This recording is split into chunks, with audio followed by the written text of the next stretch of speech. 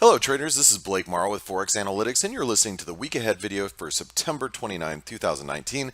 Now before I get started, many of you already know this, but we have been running our seasonal offer with ForexAnalytix, and as you can see on your screen here, this is the pricing that we currently have, and it's only good until Monday. So let me reiterate, it is only good until Monday. We don't do this offer often. It happens just a couple of times a year because this is the beginning of the trading season, if you will. This is why we offer these prices right now. You have to take advantage of it because after Monday, we go back to our normal pricing. So make sure you take advantage of this. 2 for 1. Buy 1 month, get 1 month free. The other offers are 6-month semi-annual plan. You get 25% off, and if you just love what we do and you want to kick off with an annual plan, you get the biggest and steepest discount at 35% off. So make sure you take advantage of this. Like I said, it's going to be cut off this week. So if you've been waiting around, waiting to be part of the ForexAnalytix family, this is the time to do it. And when you do that, make sure you download the mobile app. What other analysis platform even offers a mobile app? I don't know. But you get one here with ForexAnalytix and download it at the iTunes Store or the Google Play Store. So this way you have all of our analysis, your updates, support and resistance levels being breached. All of that is being delivered to your phone, which is awesome, and you can see the charts and read the analysis. Like I said, make sure you download that. All right, so let's talk about the markets, and let's talk about this next week. Now, I always have to move this out of the way because it pops up on the same screen. This is our data flash. This releases, when you have data releases, you can see them, they're upcoming, and when they're released, it runs almost as fast as Bloomberg on most of the data that comes out. It's pretty cool. Anyway, I'm pushing that out of the way now. Let's talk a little bit about this last week. So this last week, as many of you know, the euro dollar, we sold off to the descending wedge support level. All right, so you can see how this is the big long-term descending wedge, and I'm as bummed out about you guys. Or bummed out about you guys. Sorry, it's early in the morning for me on Sunday, so just bear with me. I'm as bummed out as you guys about the lack of volatility in the currency market, and it's just compressed volatility. That's all we're seeing. But what that also means is you can't get carried away whenever we hit new trend lows in the euro dollar, and that's going to be the same thing can be said if we break above 110.50 and we rally to 112. We can't get excited about new trend highs if we make it to 112 or shy of 112. But you get what I'm saying is that we are in a we have a capped trend line up here, so we just can't get really excited about the euro dollar at these levels. Now, what this also means though is that the market is the market's short euros, and rightfully so. European data has been horrible. The dollar has been defensively stronger across the board. So you have the dollar index that's near its 52-week highs and multi-year highs, and you have the euro that's drifting lower. But at the same time, you can't get too excited about the euro while it's down here at 109. And the flip side is if we break above, like let's just look at the euro. This is an intraday chart from last week, but if you see this resistance right here, this is 109.70. We were capped on Friday ahead of that number. This is previous support. It's also a 24% retracement, and I do believe if we get a foothold back above 109, like 80 up here, we're probably going to rally back towards 110.50. Now, does that mean that you have to turn long-term bullish the euro? No. But does that mean that we could get a squeeze in the euro? Absolutely. There are like currency pairs, and there's one specifically that I wanted to make mention of, is I want to talk a little bit about the Kiwi dollar. I just received an email from one of the gentlemen in our office about the New Zealand dollar short positions at record highs. Now, if you think about that and you think about where we're at, I mean the Kiwi's heavy, and I have to admit, while we're below this, I think it's 64.20. There's no reason technically to be long the euro, or excuse me, the Kiwi. However, I have to point out that the Kiwi dollar has, I want to say it's, just it's gone down lower in price, kicking and screaming. And you can say the same, and you can argue the same about the Aussie dollar. The Aussie dollar, yeah, it's bearish, but how bearish is it right now? Is there a risk for the Aussie and the Kiwi to bounce? And if you think about what's happening this week, first of all, we have jobs on Friday. But it's our NFP, and it's an important piece of data that's coming out.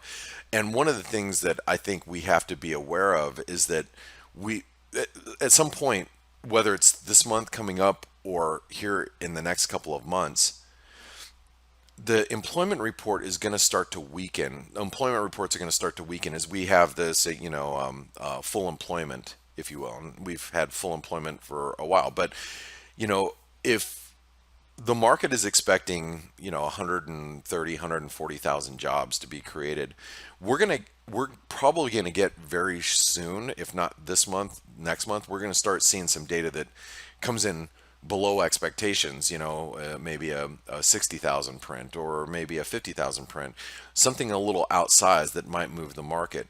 And I don't think you want to be long the dollar in the event that happens. That's why it's going to be really important this week, watching the ADP numbers, watching the ISM, especially the employment component of that data. That's going to be pretty important going into this next week. So watch the employment data and be careful being short some of these currencies, especially the Kiwi and especially the Aussie.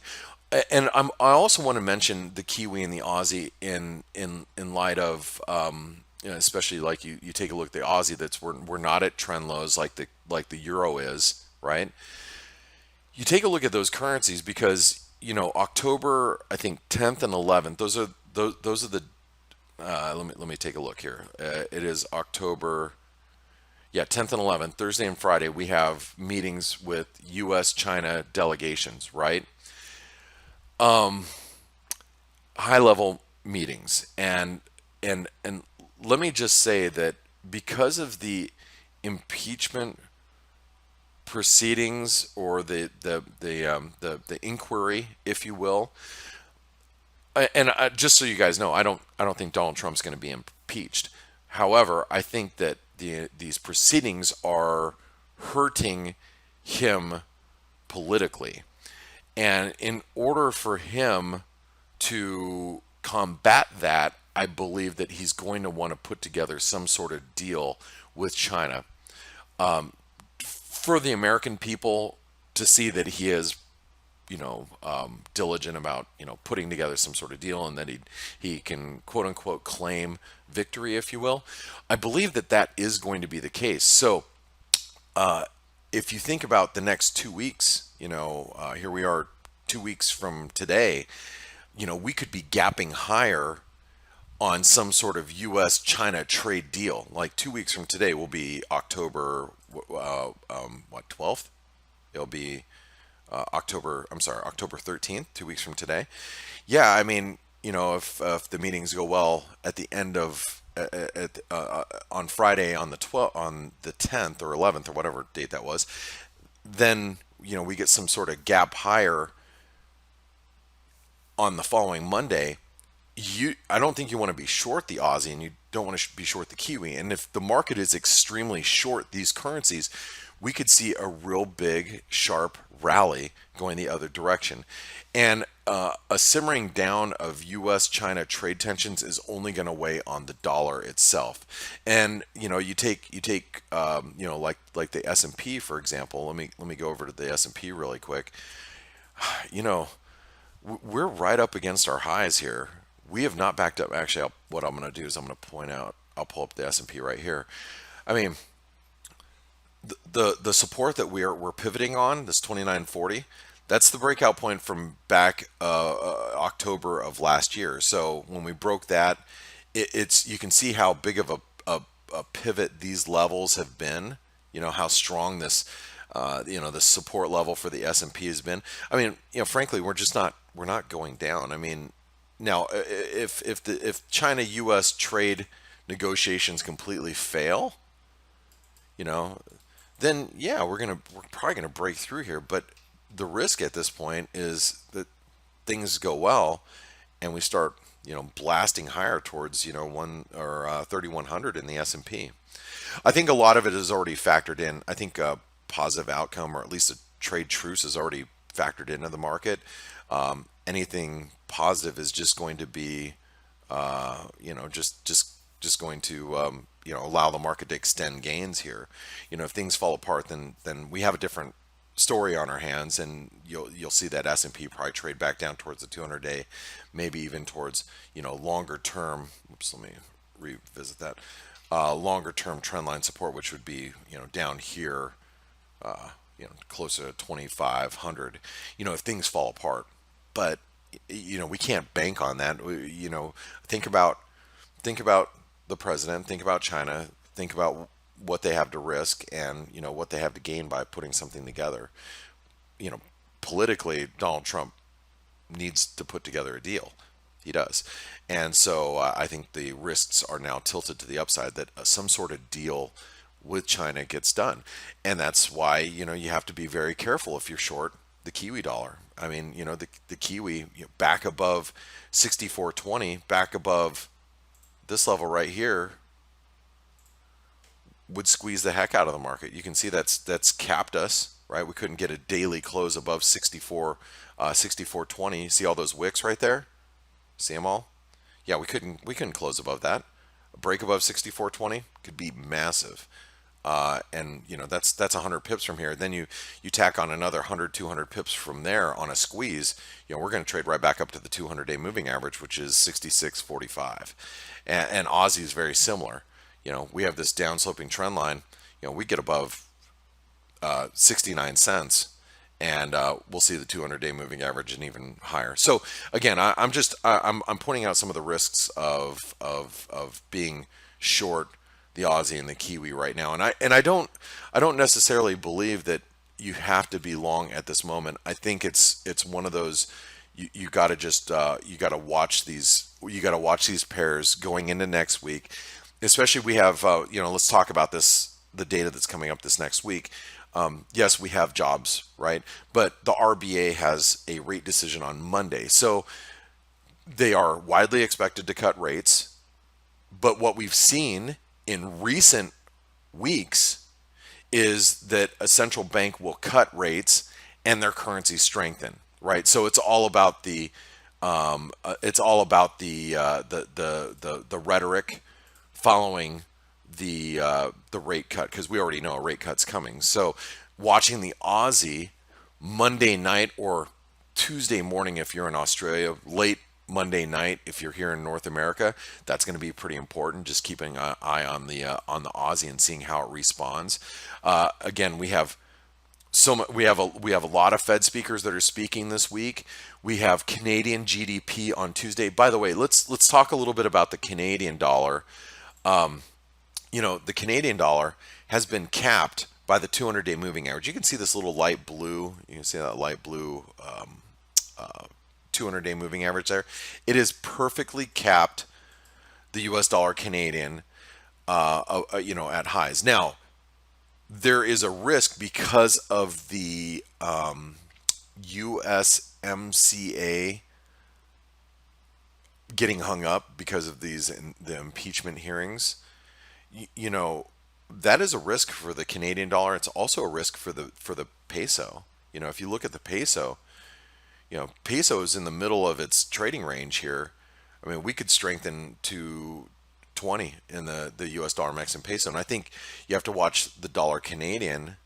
Where is it? Okay, you have to watch the dollar Canadian. If we break above the 200-day moving average, I think the risks, the downside risks of the Canadian and the peso are a little high right now because of USMCA. Now, you can opt to say, well, I don't want to have US dollars in this equation at all, so perhaps I'm going to trade the Aussie Canadian or the New Zealand Canadian. Those are those are options. We don't follow them on ForexAnalytix. Those are some more obscure non-major currency pairs that we do not follow out of the 30 instruments that are that we are covering. But those aren't we talk about them in our chat room. And by the way, if you guys have not been to our chat room, click right here and you pop right into our chat room, and you can see we're chat all day long, not over the weekends, but it's a chat room with 80 to 100. This is only for ForexAnalytix subscribers. And again, that's one of the benefits of getting involved now with our seasonal offer, is to be able to chat with myself, Amanda, Steve, and the rest of Stelios and the rest of our team. Polly's in there all day. Okay, I got sidetracked. Sorry. Back to the markets. We do have ADP. We do have ISM. We have trade balance for Canada. And then we have jobs report on Friday, which is going to be really, really important for the market. Very important for the market to see how jobs are doing. So, guys, I want to leave you with this. If you have not taken advantage of the seasonal offer, do it. This is the seasonal offer. It will expire on Monday. Okay, and be part of the family. Come chat with me all day, because that's where I'm at.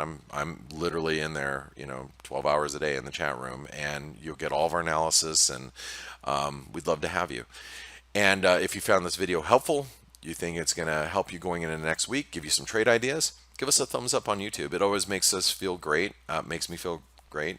Makes our team that's doing all the editing and putting together the videos behind the scenes, it just makes us feel good. And if you hit the bell icon, you'll be notified every time we post an interview from our face webinars and whatnot. So, guys and gals, my name is Blake Morrow. Thanks for listening in, and I will see you on the face webinar tomorrow morning.